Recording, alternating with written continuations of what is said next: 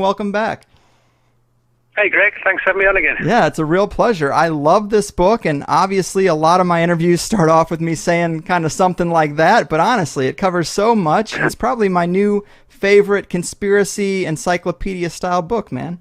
Oh, well, thanks a lot. I mean, what I tried to do with the book is what I always try and do with a book, is give the reader something new. And I thought when Visible Ink, the publisher, asked me to do the book, they're pretty flexible. They're a good company to work with. And they said, well, we want a book on conspiracies, but just do it the way you want to do it. So I put a synopsis together and said, well, how about this? That instead of just sort of 10 or 15 top conspiracies where each one runs for like 25, 30 pages or whatever, why not give the readers sort of 60 cases where you'd still within the page count be able to give a good solid overview of the cases and the theories and everything else, but also touch upon some lesser known conspiracies, and also where they're well-known ones, bring new information to the table. And they like the approach, and so that's basically what I did with it.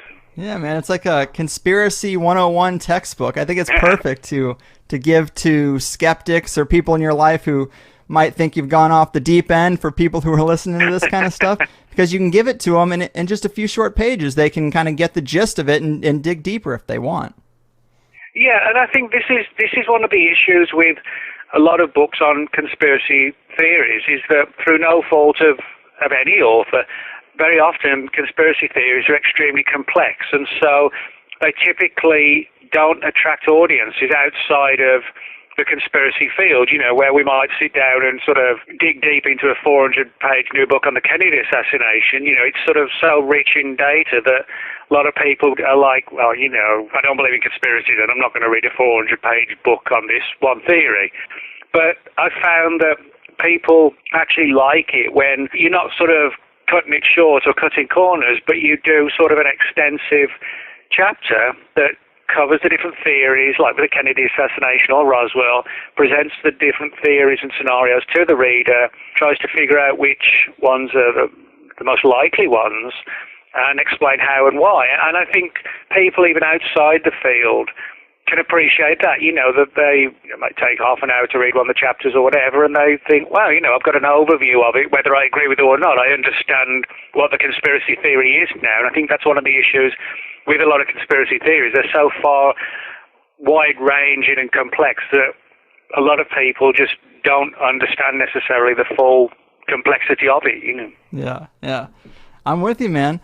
So let's dive into some of this stuff. To kick it off, let's go into the old stuff, the biblical stuff. You make a pretty interesting case that Moses' experience with the Ten Commandments story might have been a misinterpretation of a UFO encounter, and I think that's pretty intriguing. How would you make the case for that? Well, yeah, I mean, the first section of the book deals totally with sort of ancient astronaut scenarios. And the reason why I wanted to include that in a book on conspiracies is because, we know that over the years, centuries, we know that various ancient religious texts and manuscripts have been rewritten, reworked, translated, parts have been deleted and changed around according to the sort of the ideas and beliefs of the people of the era or the place. And so in that sense, it's relevant because it's not just about ancient alien stuff, but it's also about us rewriting portions of what we're told is historical fact, changing things, as I said, according to the beliefs at the time. This sort of brings us into the issue that you mentioned about Moses and the Ten Commandments. Now, regardless of what people think of it, everybody knows the story of Moses and the Ten Commandments. Essentially, he goes up the mountain, Mount Sinai, I should say, goes up the mountain, and essentially, you can sort of put like a UFO spin on it, because he goes up the mountain and sees the burning bush, which some people have perceived as like a brightly lit UFO, and then receives these Ten Commandments from God, which essentially are laws laid down about what you will do versus what you won't do. You won't commit murder, etc., etc. Yeah. Now, why this is intriguing is because these stories of Moses and Mount Sinai and the Ten Commandments very, very closely parallel with a lot of the reports from the so-called contactees of the 1950s who claimed encounters with the so-called Space Brothers out at desert locations. And if you look at these stories, they closely parallel, as I said, the story of Moses. And that's why, I suggest in the book the theory, is it possible that Moses was actually an early contactee?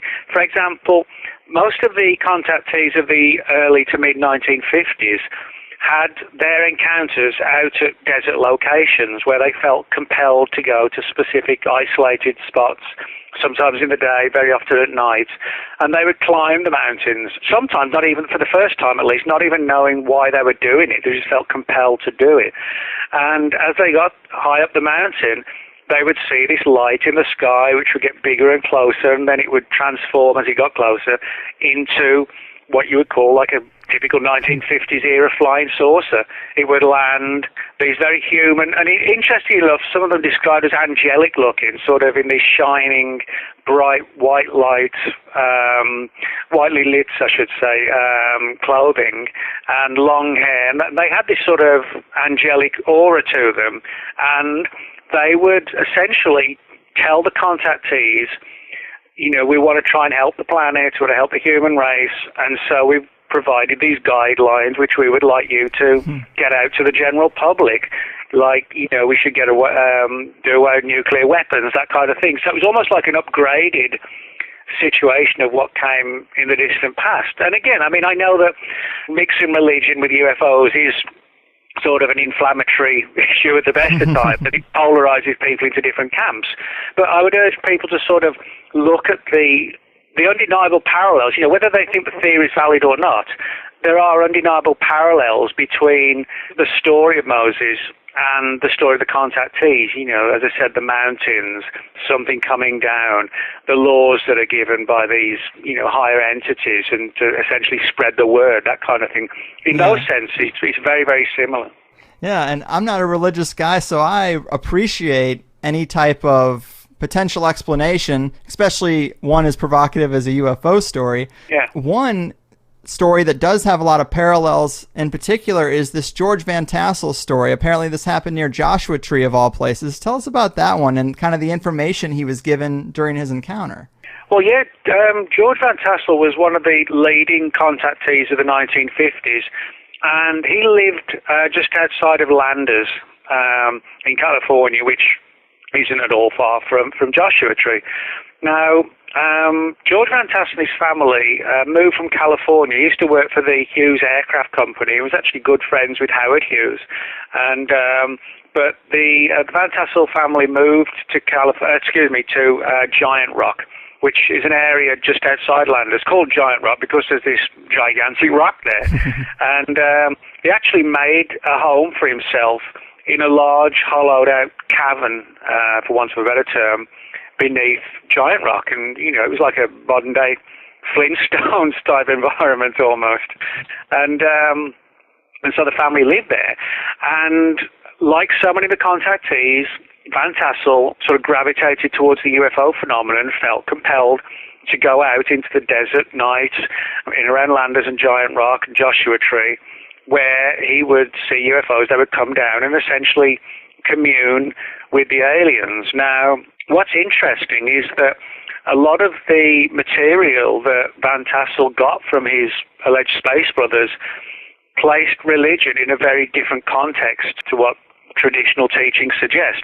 For example, he was told that the story of Noah's Ark had a basis in fact, but the idea was that it was essentially like a space ark containing various examples of human and animal life, which possibly was brought here when some worldwide disaster was about to occur. And so essentially the story is that extraterrestrials tried to make sort of mercy-based visits and save as much as they could, and then these huge arcs would orbit the Earth until the floods and everything else calmed down.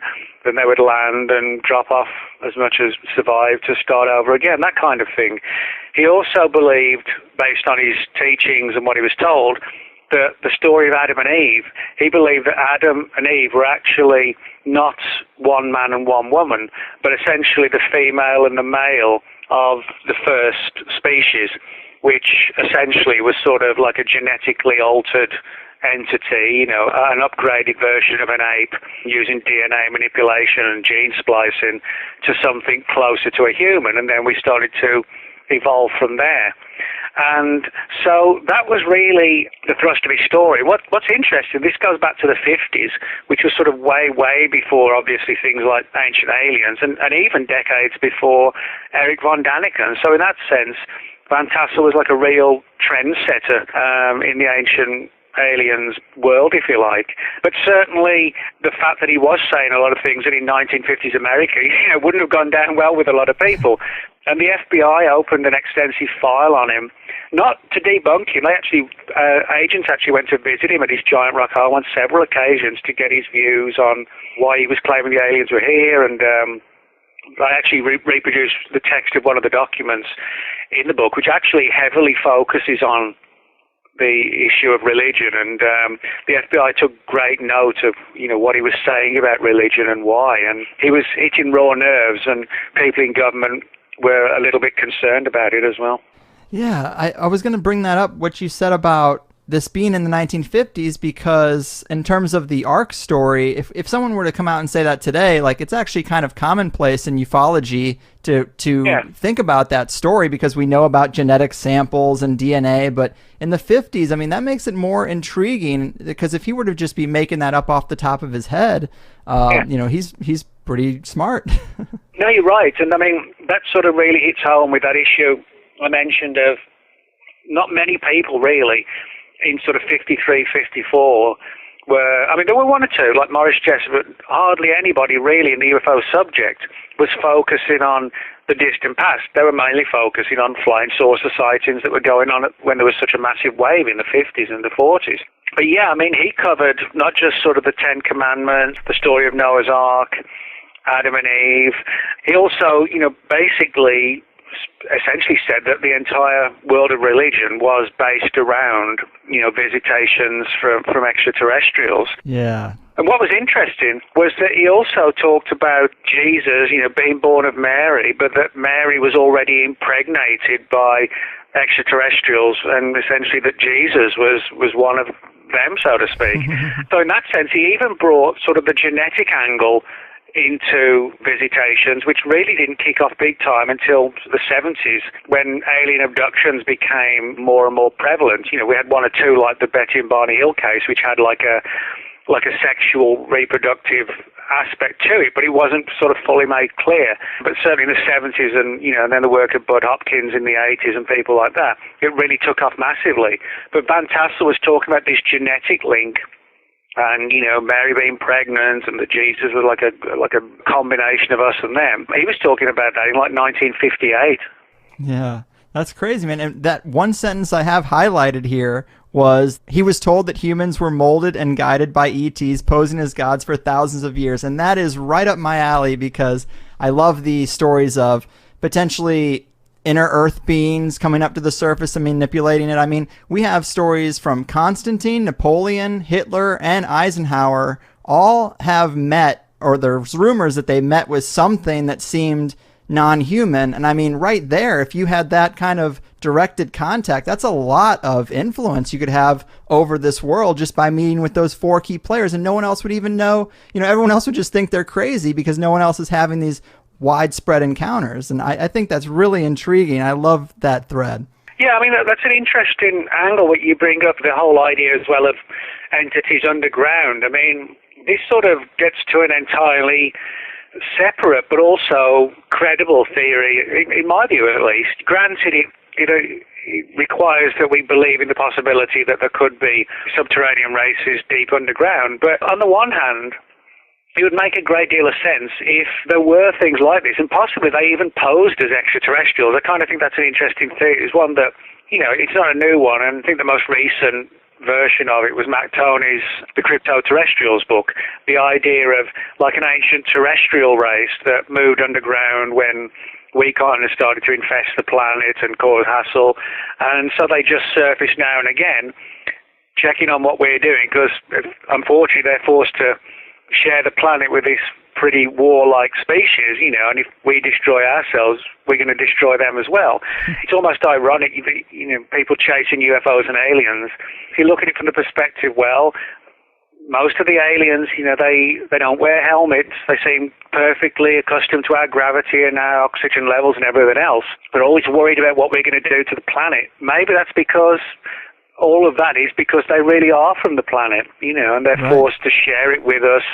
And what better way to protect their real identities than to consistently and constantly keep telling us, oh yeah, we're extraterrestrial and this is what we're doing, etc., etc. It would be kind of a logical thing that people like that might do.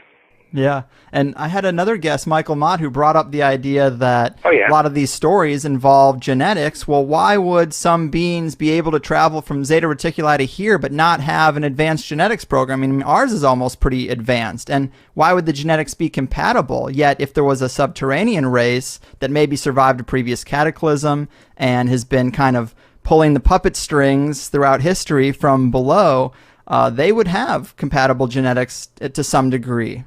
No, you're right. I mean, Mike's written some good stuff on that theory, and he's got a lot of good, solid data in his books. And it's good that, there's somebody who has and still is focusing on that one area. Because you're right.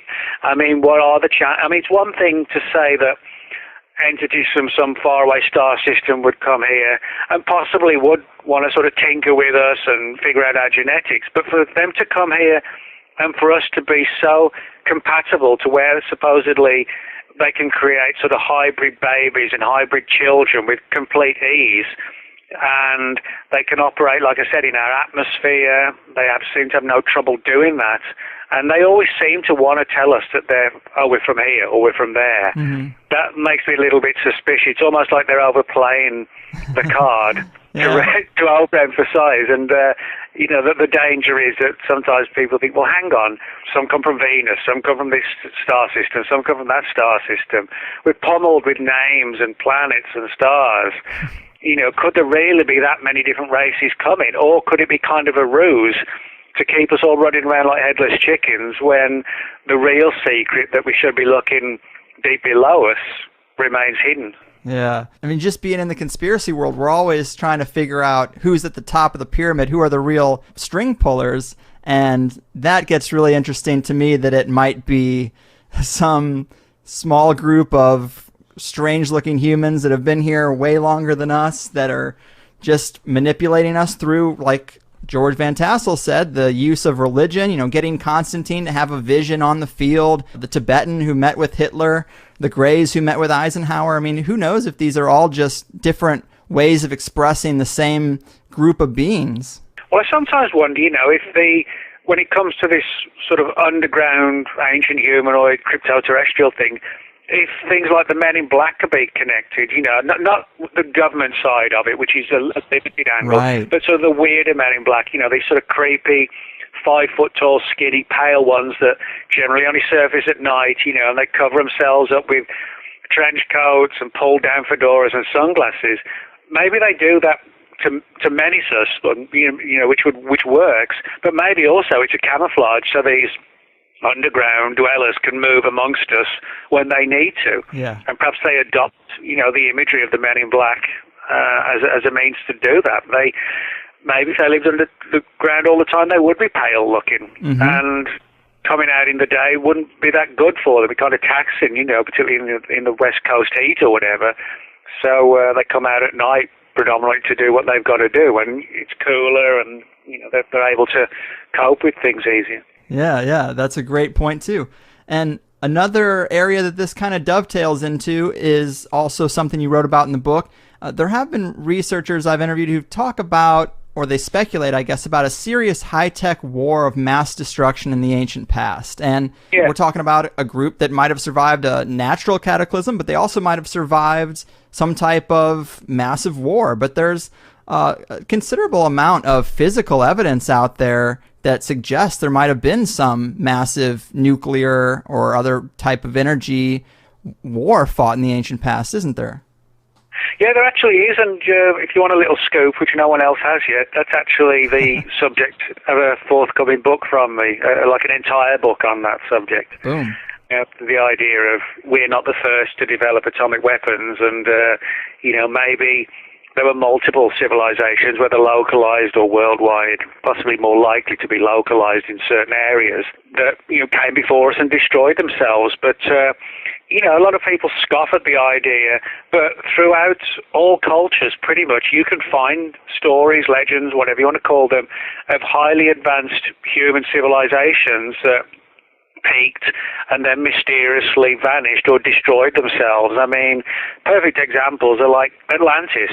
Now, a lot of people relegate the story of Atlantis, which came from Plato, and the story is that, well, it was just an invention of Plato. But the more you look into it, the more you find that the likelihood is that a lot of these ancient stories of Atlantis were based upon, if you like, sort of word of mouth passed down through the generations, oral traditions of highly advanced cultures that possessed incredible technology and that destroyed themselves.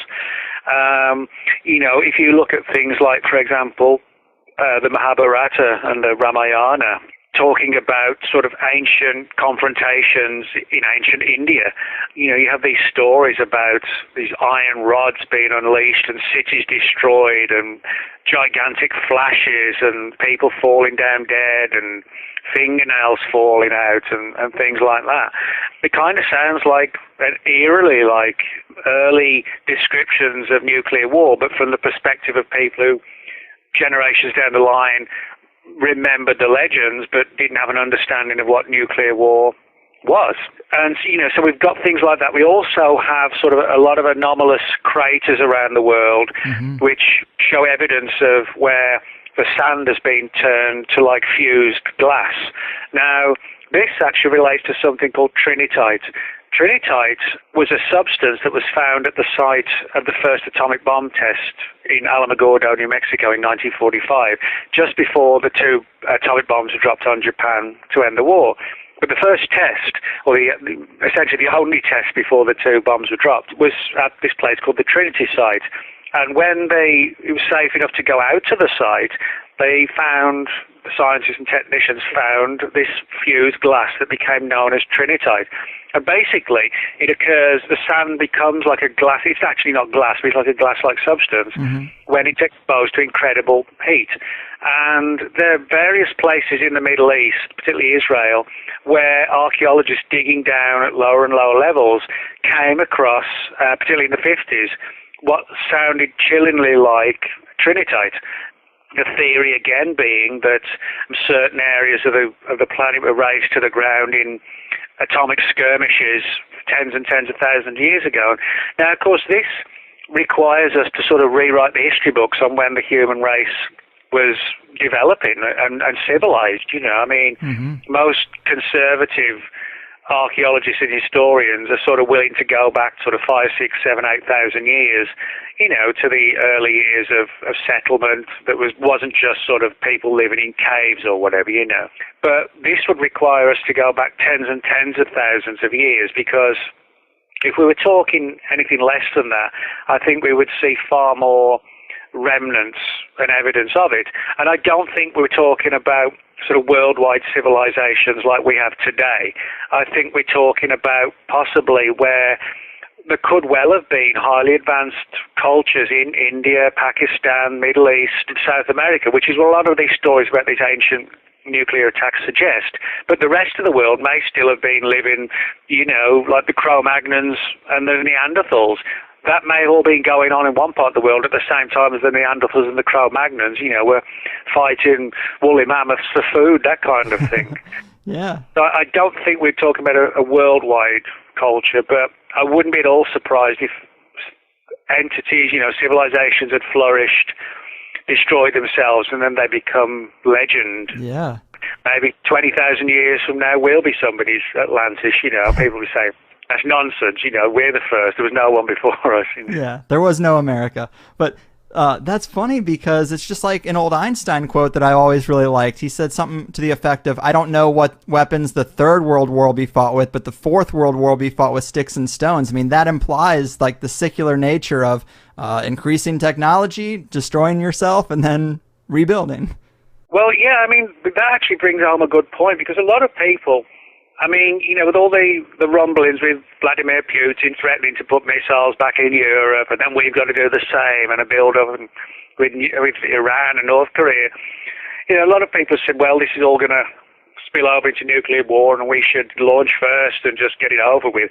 A lot of people who say that, it's dangerous, because they don't realize that even in today's world, with the Cold War over and Russia being Russia, not the Soviet Union, we all still have enough missiles to flatten each other. Mm-hmm. A lot of people don't know that the missiles we have today, their capability is like 70 times more powerful than the ones dropped on Japan. If anybody's seen the explosions on Nagasaki and Hiroshima and the devastation death they caused, you imagine one bomb, 60 to 70 times the power of that.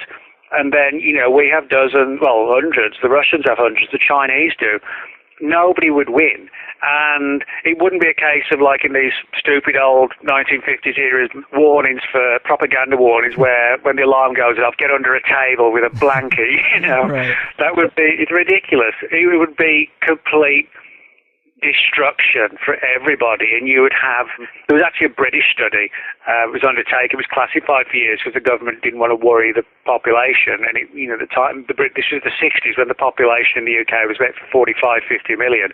They estimated 35 to 40 million would die in the blast, which would leave 10 million or so left, at which they figured about 8 million would die from injuries, burns and radiation poisoning. And within a year, the population would have gone from like 55 million to perhaps 1 million, if that. And those would be, would die younger. They would, develop leukemia or whatever through the radiation. Their children would be stunted. They would certainly be illiterate.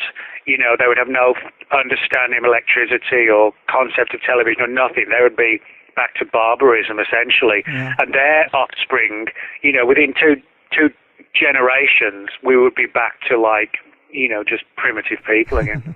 Yeah, man. And I always wonder if the elite have at least some of these same curiosities about gaining insight and technology from a more advanced past. And one thread that kind of jives with that's also in your book is researchers have talked about thinking that there's a subtext to many wars and military occupations, that the elite are trying to get some type of ancient knowledge or artifacts from the region. And we did hear some stories about Iraq and the looting of the museum there, which might kind of tie in here, but it is an interesting saga. Tell us about that a little bit. Yeah, it is an interesting story. It's a strange one as well, appropriately strange. There are a lot of controversy surrounding the invasion of Iraq, just from a down-to-earth perspective of the fact that Osama bin Laden was actually in Afghanistan. That's one thing, but that's beside the point. One of the stories is that at least a portion of the invasion of Iraq was prompted by, like you said, suspicions, theories, ideas that maybe ancient technology really did exist, whether extraterrestrial or something that, ancient civilizations from here developed into question. But a lot of these rumors surrounded, like, for example, the stories of the Anunnaki, the idea of these manipulative, powerful extraterrestrials visiting the Earth thousands and thousands of years ago, and stories range from them doing genetic experiments, the gods coming down and mating with the women of men, those legends, and also using us as slave races. But one of the theories is that the Anunnaki had found ways to massively extend their lifespans, and that some evidence of these technologies remained deep in the heart of Iraq. And again, one of the conspiracy theories is that, units went in to try and find this sort of ancient Anunnaki technology, essentially to provide it for the elite. You'd have an elite that could extend their lifespans to who knows how many years. I mean, right. It is an interesting fact that there are a lot of puzzles as to why we age the way we do, and why in today's world we live to sort of an average of about 85. Why is that? Why don't we just keep going to, say, 185 and age slower?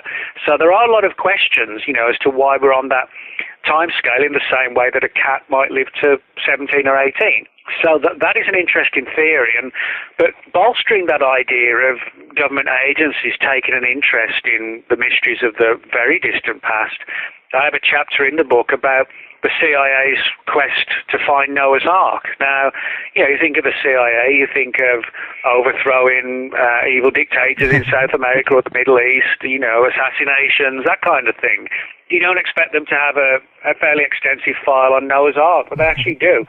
And it's surfaced through the Freedom of Information Act, or various files have surfaced over the years, but which collectively amount to about 70 or 80 pages, plus a number of documents and 1949-era photographs from the Air Force, which seem to show some sort of object embedded in the ice high in the peaks of Mount Ararat. And, of course, this sort of ties into a degree with the stories of George Van Tassel.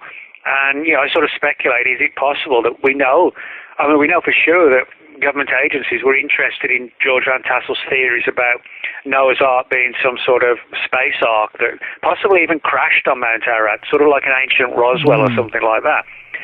The fact that they were interested in that has to make you wonder if somebody then thought, well, if it's true, and this was the 50s as well, maybe we should take a closer look at what's allegedly seen on Mount Ararat. That might explain why the Air Force and the CIA had repeated missions with, like, the U-2 spy plane to get imagery of allegedly Noah's Ark. And we also know from a former CIA guy named Miles Copeland, who was the station chief in Damascus, that the CIA in 1947 was very interested in the discovery of the Dead Sea Scrolls. And Miles Copeland, who just had nothing to do with the story, but he was actually the father of Stuart Copeland, the drummer with the Police, and just like a strange little aside there. But Miles Copeland said that the story of the Dead Sea Scrolls was of deep interest to the CIA, and apparently they got their hands on one scroll found at Qumran, where the other scrolls are found, which never ever has made it to the official famous collection, that you can see.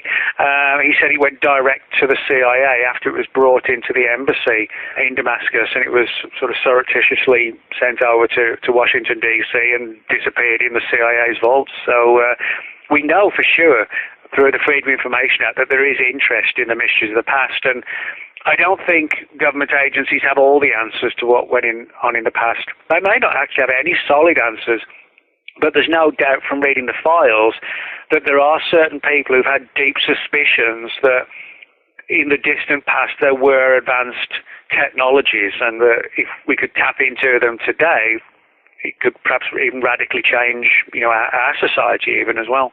Yeah. And that is an interesting aside. It wouldn't be the first time that the CIA would have family ties to famous musicians. That seems to be a thread that ran pretty strong in the 60s. But I am a little bit curious. We were talking about the ancient search for the secrets of immortality or life extension, and you talk about that a little bit in terms of this white gold powder, or maybe that this might be what they call manna in the Bible, and that might have some type of effect on longevity, and it might tie into the era of Gilgamesh, because apparently he reigned for 120 years. Who knows how old he was when he took the crown, but if that number is correct, they definitely had something going on.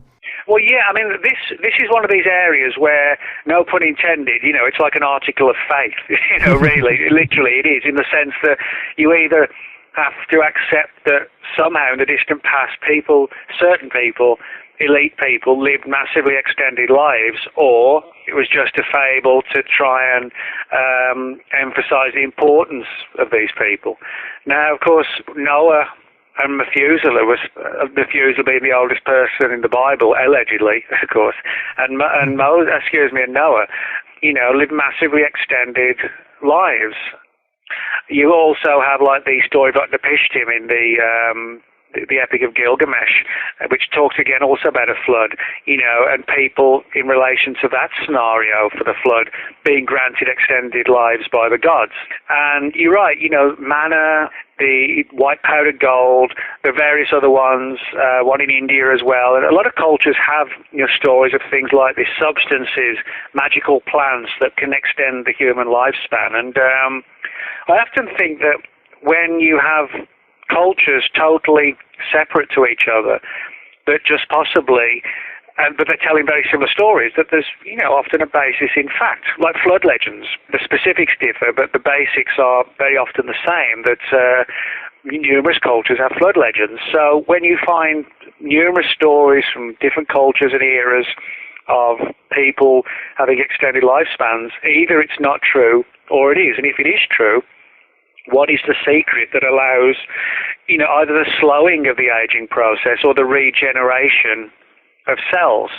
These are issues that are actually quite deeply still being studied. There are people who've written extensively on the, I'm not talking about just people outside of the field, but people in the world of medicine studying very closely why we age, how we age, and what can be done to combat it. So, maybe somebody really did tap into the answer thousands of years ago, and perhaps today people suspect it, and they're trying to find out if that data somewhere still exists, and if it does, can we find it and use it?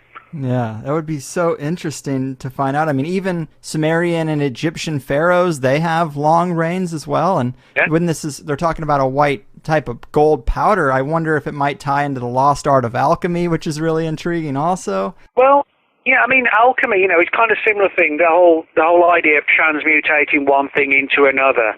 Essentially, you're talking about a similar thing. The whole philosopher's stone, that sort of angle. You're talking about essentially altering something into something else, mutating it, and maybe some of that is at the heart of this whole immortality angle, the idea that there is actually a way to slow or possibly even stop the aging process. Nobody's saying that Noah and Methuselah lived forever, but they certainly lived tremendous amounts, supposedly, centuries and centuries, almost 1,000 years. So again, it's how, I'm not a particularly religious person either, so it really depends on how you interpret it, whether you interpret the stories as real or not, or you interpret it as like a magical substance like manna, or you interpret it as a science and technology, medical-based, genetics-based, that really does exist. And, who knows? And I wouldn't be surprised if, true or not, it wouldn't surprise me if attempts had been made to at least check out these different sites and parts of the planet where the stories were coming from, because government agencies do spend a lot of money on unusual subjects, so it wouldn't be a stretch of the imagination to suggest someone had looked into something like that. Yeah, and on the subject of going back a little bit to the Museum of Iraq, the Natural Museum of Iraq being ransacked during the invasion, one note I did have here is that the colonel who was kind of in charge of at least trying to get some of that stuff back, there was a quote from him that you had down where he said, "It's inconceivable to me that the basement was breached and the items stolen without an intimate insider's knowledge of the museum, and about 10,000 pieces were stolen and only 650 recovered." I mean, that's a lot of stuff, and who knows if the whole war was just a guise to get that stuff. I mean, Hitler, he sent a lot of campaigns out there looking for occult artifacts. Maybe we're doing the same. Yeah. Well, yeah, I mean, the story, the looting of the alleged looting, well, we know there was genuine looting of the Baghdad Museum. There's no doubt about that. But one of the theories that's been put forward was that when it happened, the looting was sort of encouraged, and under cover of all the chaos that was going on with the genuine looting, that there were certain people in the know who knew very well where they wanted to go and target certain portions of the museum, particularly the basement areas, and get their hands on, well, whatever it was they wanted to get their hands on. Now, we know, for example, that legitimate attempts, very good attempts, were made by the US military to try and salvage and get back as much of this material evidence as possible. But then you have the theory that there was like another sort of far more covert group, that the group that was doing the good work didn't even know this other body existed. So in other words, you had two arms possibly of one agency with different agendas, one to legitimately try and save for posterity all this amazing historical material and historic material, and someone else that wanted to grab it, and amid all the chaos and, you know, the looting and the anarchy going on in the museum, that it allowed somebody to sort of move in under the radar and grab whatever they wanted.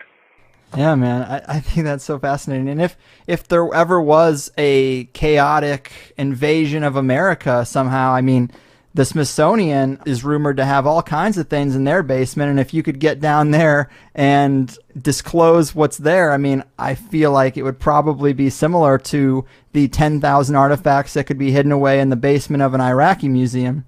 Yeah, well, it's kind of, you know, it has a more up-to-date parallel as well, that when the war was Second World War was spiraling down to an end, you had, like a lot of Hitler's cronies, planning to smuggle ancient artifacts, massive amount of paintings and priceless statues and artifacts.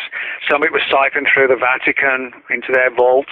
There are rumours today even of, you know, massive underground areas where supposedly ancient artwork and, you know, thousands of years old statues, things like this, are still preserved and stored in like old reworked train tunnels and underground installations and old, you know, military factories that were built by the Nazis during the war that may have been converted, and some of this material evidence might still be, you know, still standing there somewhere. So there's a lot of, you know, you don't just necessarily have to go into the distant past. We can find more recent stories as well of, you know, priceless artifacts being hidden away during the chaos of war or whatever. Yeah, that's really interesting. Not that this is something you wrote about in the book, but I'm curious if you've ever stumbled across or heard any rumors or legends any further about the Vatican vaults, because that is something I don't hear about too often, but they've got to have a trove. I mean, they are one of the oldest power centers in this round of recorded history. I'm so curious what they might have behind the veil there. Well, yeah, I mean, this, you know, that could be a book all of its own, and certainly, you know, people have written books on this particular subject. The idea of at the end of the Second World War, some sort of collaboration between the Vatican and the hierarchy of the Nazis and so forth, and giving them safe haven and storing Nazi gold and things like that. And now, of course, a lot of the stories are controversial and open to interpretation, and many of them are sort of lacking in hard evidence, but it's one of these things where there's smoke, maybe there's some fire, and if there is smoke, we should go looking for that fire. I've not personally sort of dug into that angle myself, but I mean, you know, there's certainly no shortage of accounts out there, put it that way. Yeah. And another personal favorite in this book of yours was this piece from Babylonia to the Department of Defense, Alien Demons. Can you tell us about that a little bit? Yeah, well, this is something that a few years ago I wrote a book on the subject called Final Events, and I summarised it and also added sort of some of the new revelations to the chapter in the book. Basically, the story began, or for me it began, in 2007, but for the story itself began in 1991 when a Lincoln, Nebraskan priest named Ray Boucher was contacted by two Department of Defense physicists. Now, Ray Boucher has an interesting background because he's a former state director for MUFON, the Mutual UFO Network. He still lives in Lincoln, Nebraska. But he's also an Anglican priest. And that seems to be the reason why these guys on this Department of Defense program contacted him, because he had knowledge and a background in ufology, but also in religion. And the story they told him in a personal meeting at a hotel in Lincoln, Nebraska in November 1991 was that the Pentagon was working on a program to contact what they had called NHEs, non-human entities. And it wasn't like a Close Encounters of the Third Kind scenario, you know, we're going to go out to one location and they're going to come down. It wasn't like that. It was more like the remote viewing type programs of the 70s, where they would use mind power, if you like, psychic phenomena, to try and call in these entities, which they never saw. It was almost like an ethereal, you know, non-physical intelligence, but that could possibly take on physical form, or almost like a holographic type situation. And they supposedly the story was that they legitimately thought, to begin with, they were dealing with extraterrestrials. Over time, they noticed that, well, I couldn't fail to see that something very sinister started to happen, namely that there was a lot of bad luck on the program. People fell sick. died. There were some deaths.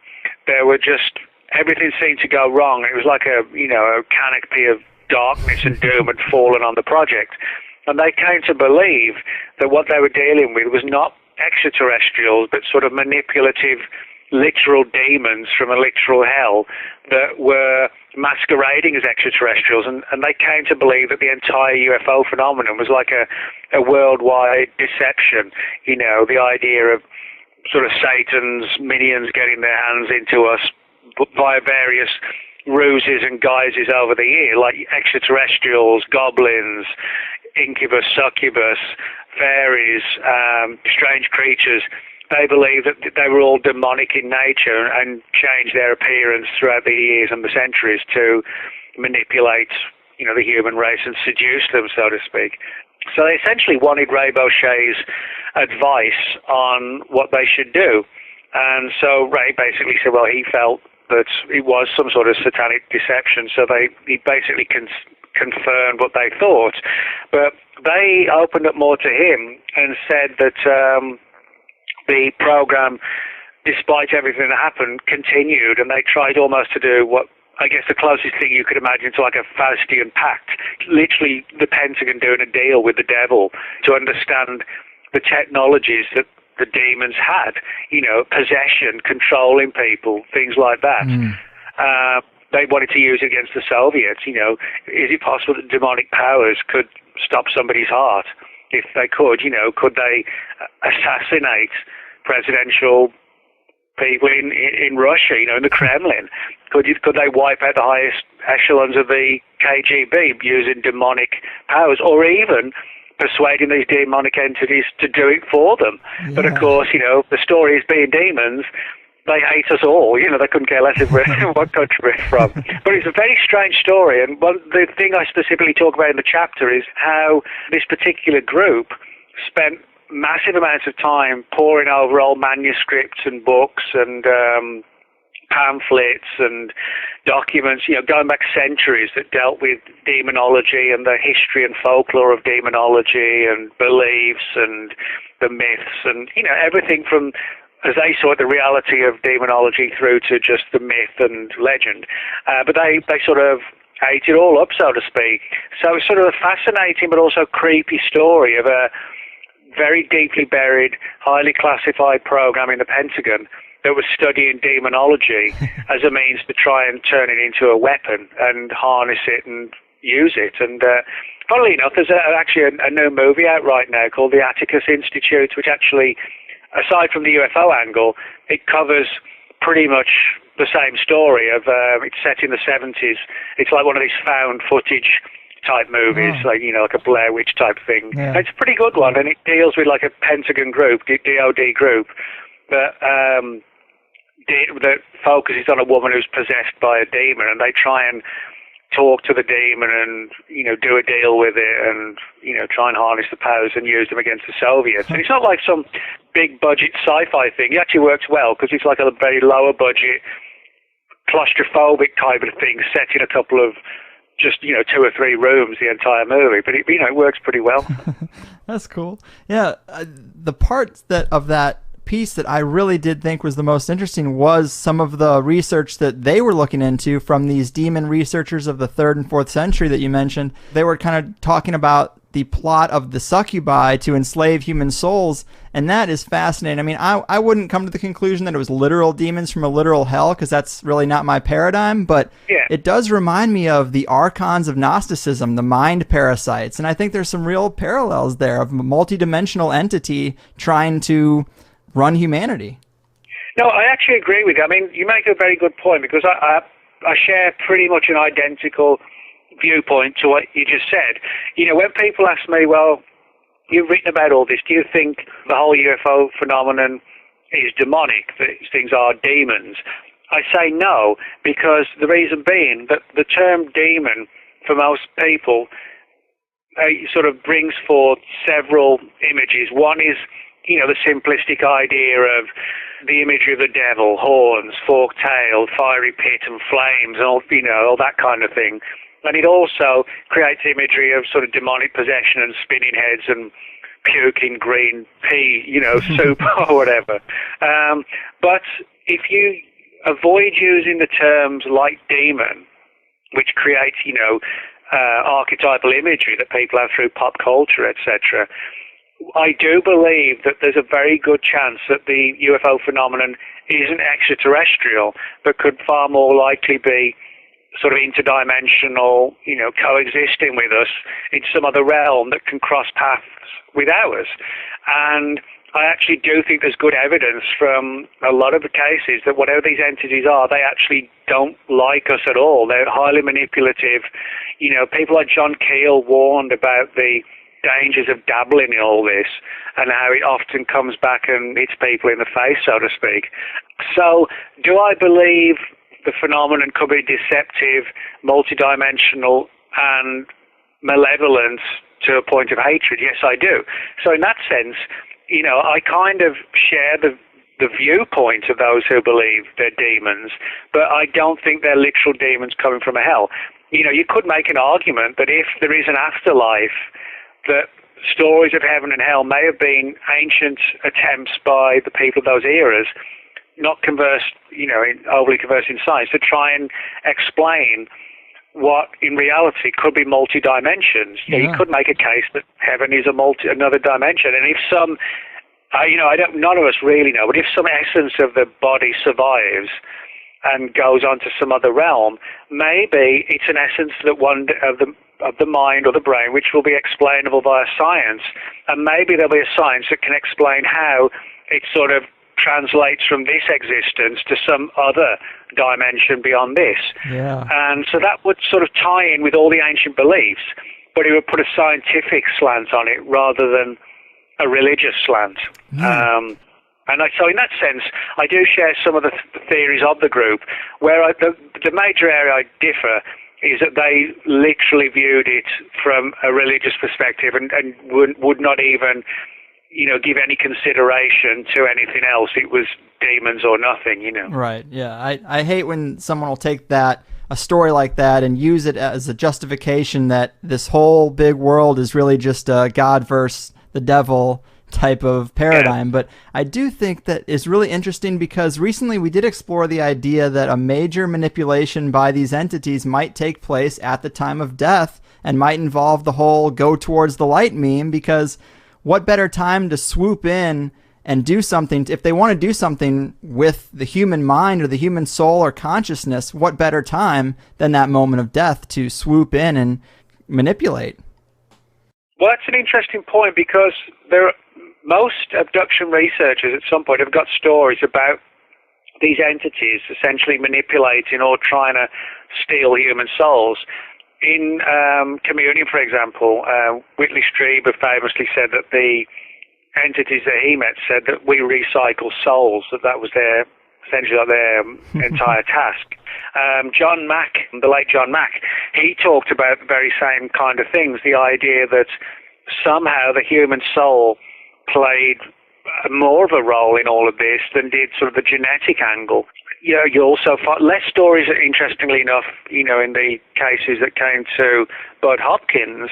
He took a far more sort of nuts and bolts alien approach, but certainly Mack and Whitley Strieber, a lot of their work is heavily based around manipulation and the moving of the soul and life after death and weird death-based synchronicities experienced by people who'd had abduction encounters. So I do think there's something to all that, but the problem is, it's so controversial, it's so mysterious that it's like for all of us, you're never really going to know until hopefully a long way down the line we all find out. Right. But we don't find out. I find it fascinating because the idea that we are not the apex predator on the planet, that we don't really have a handle on our shit, is really intriguing to me. It's like we're really ignorant infants if there's some kind of being that actually knows what happens at the moment of death and can snatch you up at that point and thrust you into, who knows, some type of reincarnation or funnel off your energy or whatever they do. Obviously, it must be important if they care so much. Well, this gets back to a lot of what John Keel said, and also that Charles Fort said, that, there could be bigger powers at work that we're just not seeing the big picture. It's an unfortunate situation, but you draw sort of the analogy with the cows in the field.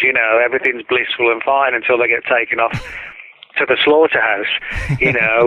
Most people, even those who eat meat, don't really want to know what goes on in a slaughterhouse, but, they eat meat. There's a means to an end, and the herd is created to fulfill the needs of the top dog, basically, Yeah. Well, maybe we don't get to see the top dog until we die, and maybe it is the soul or some sort of energy. The closest analogy I can think of would be the sort of scenario in the Matrix, particularly the first Matrix movie, which sort of spells it all out. We live in, or we think we're living in this one particular world. Essentially, it's like a dream world, and when we wake up, if you wake up, you find you're in these pods, which essentially are designed to, take the electricity from the human body, the natural electricity in the human body, and turn it into like the equivalent of a battery for all these machines that now run the planet. Yeah. Maybe it's something like that it's impossible for us in this form, like a physical bodily form, to see the bigger picture. It's only when you exit that form that you're exposed to it, and maybe then it's like, oh no, that's when you get loaded aboard that truck, and to the slaughterhouse or whatever. I mean, I wouldn't want to give people nightmares, which is actually, a lot of people who read, when I wrote that book, and also the material not paraphrased, but summarized in this book, a lot of people got really worried who sent me emails, were extremely worried by that scenario that, we're a herd and that we're somehow going to be used after death. That was the one thing I found more than anything else that people were really, I won't say just what were frightened about. It was sort of played on the mind a lot. I could tell that from the emails and messages I got. Yeah. So. I mean, I love the idea, and it can be concerning too, but I mean, what can you do? You might just enjoy the grazing for a few decades, and then whatever happens, happens. But that's also why I'm so interested in psychedelics. And there's a subtext to Zen culture and New Age culture where they talk about how important it is to do the work, to raise your consciousness, to meditate, and maybe that is to prepare yourself for that moment so that you are less likely, less susceptible to being tricked if you have experience in out-of-body experience. Yeah. Well, I mean, it's interesting that because Whitley Strieber said, I forget if it was in Community or not, but he'd been told by military personnel that the ability of these things to use us and manipulate us and control us was based on the extent to which we believed in them, and the less we believed in them, the less power they had. So it's almost as like somehow denying them lessens their ability to affect us. And that might tie in with, religious beliefs that if you're a strong believer in God, everything's going to be cool. It's actually kind of like a similar parallel. If you're not a believer, they have a better chance of getting their claws into you. That might explain the old legends where if you're not a believer, you're going to burn in hell. Yeah. But I mean, when you talk about psychedelics, a lot of really good research has been done into how, things like, for example, like DMT. A lot of researchers and skeptics will say, well, DMT just provokes, graphic hallucinations in the mind. Even if it does, so many of those hallucinations are, near identical in the sense that people feel or they see, something coming through from the veil, very often small entities. There's a degree of communication, even if it's sort of couched in cryptic words and, symbolism.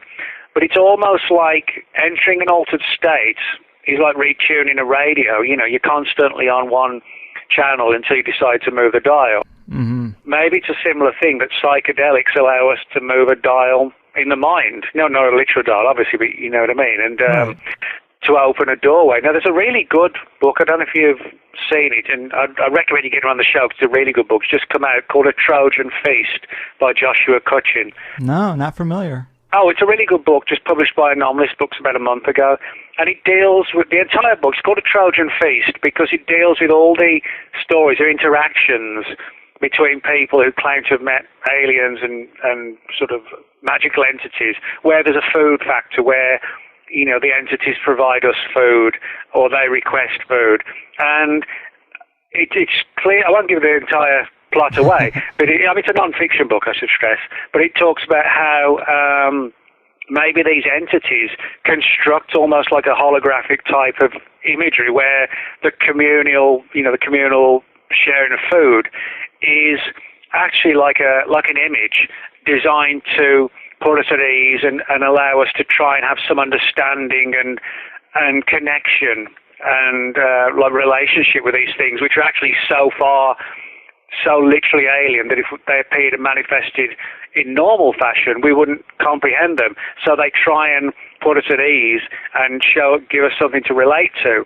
And Joshua talks about how that may explain a lot of the absurdities about people in abduction cases or contactee cases, being given plates of food, which sounds ridiculous. They come off the flying saucer with a plate of food.